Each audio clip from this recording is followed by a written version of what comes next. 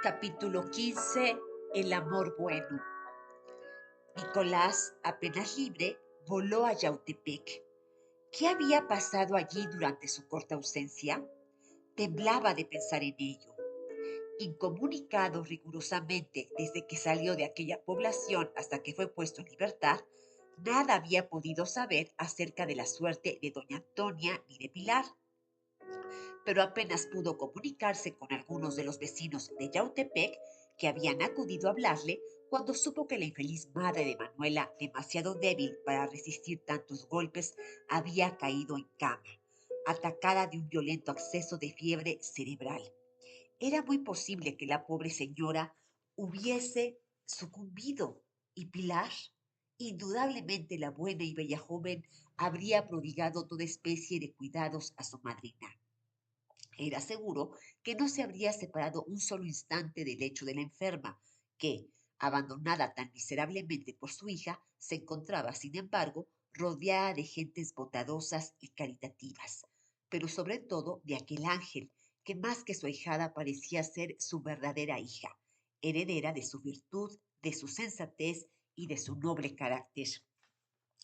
Pero en el seno de aquella familia improvisada por la desgracia, junto al lecho de aquella anciana moribunda, hacía falta un hombre, un apoyo, una fuerza que infundiera aliento a los demás y proveyese a las necesidades que siempre aumenta el desamparo. Y ese hombre, ¿quién podía ser sino él? Nicolás, el hombre a quien aquella virtuosa señora había escogido para su yerno y había amado como a un hijo suyo, el que, a su vez, huérfano de su infancia, había concentrado en ella toda su afecto filial. ¿Cómo le habría buscado la enferma en su delirio?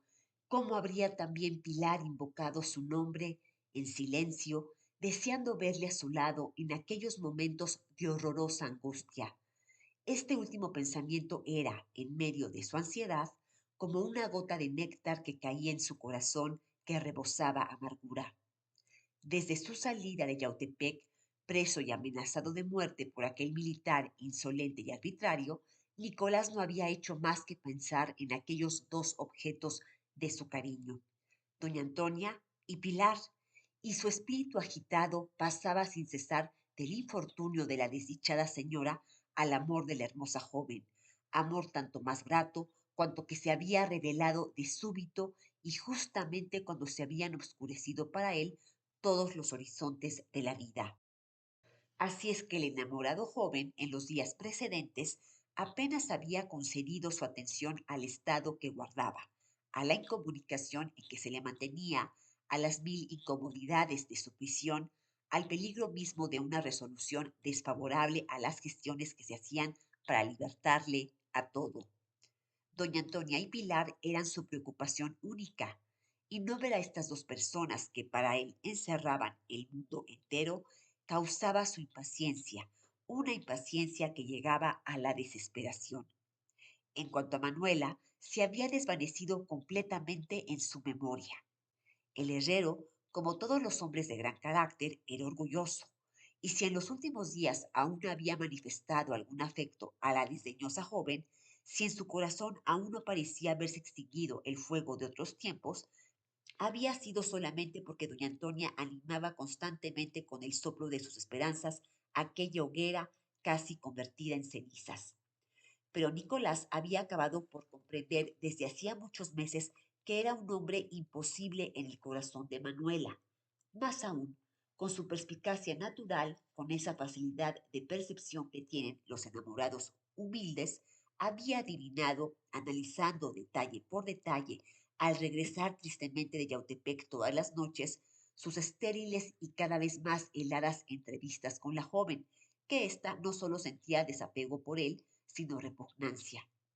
Ahora bien, a la expresión de este sentimiento, que aún en un semblante hermoso es dura y desagradable, no podía resistir un alma altiva como la de Nicolás.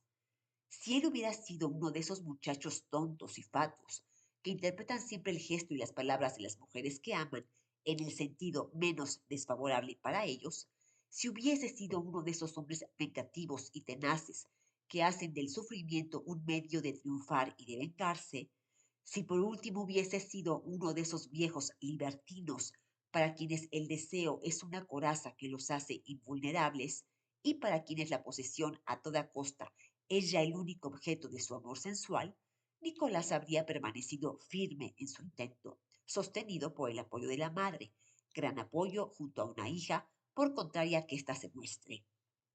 Pero Nicolás era un hombre de otra especie. Indio, humilde obrero, él tenía, sin embargo, la conciencia de su dignidad y de su fuerza. Él sabía bien que valía, como hombre y como pretendiente, lo bastante para ser amado de Manuela. Su honradez inmaculada le daba un título.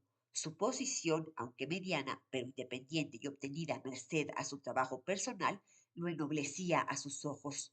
Su amor sincero, puro, que aspiraba a la dignidad conyugal y no a los goces pasajeros del deseo material, le hacían valorizarlo y estimarlo como un tesoro que debía guardarse intacto. En suma, él amaba tiernamente con sumisión, pero con decoro, con pasión tal vez, pero con dignidad, y comprometer este decoro y esta dignidad en algún acto de humillación le habría parecido degradar su carácter y arrastrar por el suelo aquel sentimiento que llevaba tan alto. Así pues, tan luego como Manuela, enamorada como estaba de otro hombre, creyó conveniente quitarse el velo del disimulo y comenzó a mostrar a Nicolás un desabrimiento que éste conoció al instante, que fue aumentándose de día en día y que acabó por convertirse en un marcado gesto de repugnancia. Nicolás comenzó por sentirse lastimado profundamente en su orgullo de hombre y de amante, y acabó por experimentar la insoportable amargura de la humillación. Su amor, ya bastante desarraigado por los desaires anteriores, no pudo resistir a la última prueba y fue desvaneciéndose a gran priesa en su corazón. El afecto de doña Antonia, un vislumbre de esperanza y cierto hábito contraído de ver a la joven todos los días, aún lo retenía débilmente, como lo hemos visto. Pero al saber que aquella mujer, a quien había creído insensible para él, pero honrada, había huido con el odioso bandido cuyo nombre era el espanto de aquella comarca, una sorpresa dolorosa primero y un sentimiento de desprecio después se apoderaron de su alma. Después, este desprecio fue tornándose al considerar la perversión de carácter de Manuela en un sentimiento de otro género. Era la repugnancia, pero la repugnancia que inspira la fealdad del alma y después una viva alegría inundó su corazón. Él, Nicolás, el pobre herrero de Atlihuayán, se había escapado de aquel monstruo. Había estado amando a un demonio, creyéndolo un ángel. Hoy que se veía libre de él, se avergonzaba de su ceguedad de los primeros días y se felicitaba de que el cielo o su buena suerte le hubiesen salvado del peligro de haberse enlazado con aquella criatura, o al menos de la desgracia de seguir amándola, lo que habría sido terrible para él dado su carácter altivo e intensamente apasionado. Lejos de eso, y como una compensación gratísima, precisamente en los momentos en que su espíritu había quedado enteramente despejado de las últimas nieblas que aquel afecto hubiera podido dejarle, cuando la serenidad acababa de restablecerse en su corazón, serenidad que no había sido bastante para turbar ni la indignación que lo había agitado, había visto surgir ante sus ojos una nueva imagen más bella y dulce que la que había desaparecido. Y había sentido, había comprendido que esa sí era el ángel bueno de su existencia. Ni podía menos. El amor de Pilar se había descubierto en un momento solemne y decisivo, sin interés y sin esperanzas, con todos los caracteres de abnegación, de generoso sacrificio, de resolución heroica que deben ser las cualidades del afecto extraordinario. ¿Cómo no sentirse subyugado en el instante por un amor tan poderoso? Nicolás no solo sintió penetrar en su alma como un torrente de fuego aquel amor nuevo y luminoso, sino que experimentó algo como un remordimiento, como vergüenza de no haber abierto antes los ojos a la dicha, de no haber adivinado el afecto que inspiraba y que seguramente había vivido oculto cerca de él, protegiéndolo, envolviéndolo en una atmósfera de simpatía y de cariño. Y él, ¿cómo habría hecho sufrir a la bella y modesta joven con su aparente galantería para Manuela? Quizás la habría lastimado alguna vez, quizás habría sido cruel sin quererlo, hiriendo la delicadeza de aquel corazón tierno y blando como una sensitiva.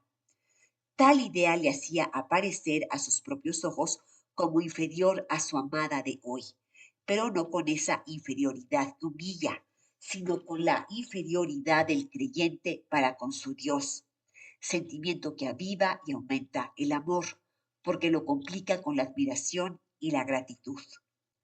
Tales reflexiones ocuparon el ánimo de Nicolás durante el camino de Cuautla a Yautepec, que recorrió impaciente y a todo el galope de su caballo, atravesando el bosque de Catzaguates y las haciendas de Cocoyoc, de Calderón y de San Carlos, que bordan aquella llanura pintoresca.